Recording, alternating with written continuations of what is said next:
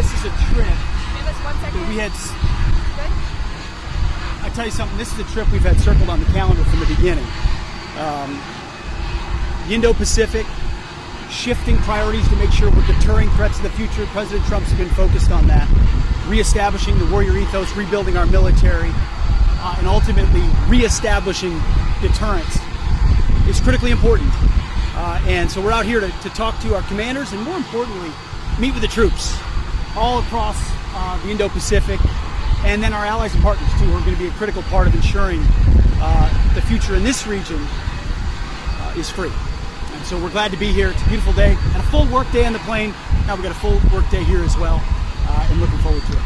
Mr. Secretary, one question? Can you share how your information about war plans against the Houthis in Yemen was shared with a journalist in the Atlantic, and were those details classified? You're talking about a deceitful and highly discredited so-called journalist who's made a profession of peddling hoaxes time and time again, to include the hoaxes of Russia, or the fine people on both sides hoax, or suckers and losers hoax. So this is a guy that peddles in garbage. This is what he does. I would love to comment on the Houthi campaign because of the skill and courage of our troops. I've monitored it very closely from the beginning. And you see, we've been managing 4 years of deferred maintenance under the Trump administration.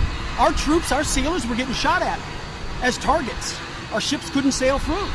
And when they did shoot back, it was purely defensively or at shacks in Yemen. President Trump said, no more. We will reestablish deterrence. We will open freedom of navigation, and we will ultimately decimate the Houthis, which is exactly what we're doing as we speak from the beginning, overwhelmingly. Why were those details shared on Signal, and how did you learn that a journalist was privy to the targets, the types of weapons used? I've heard I was characterized.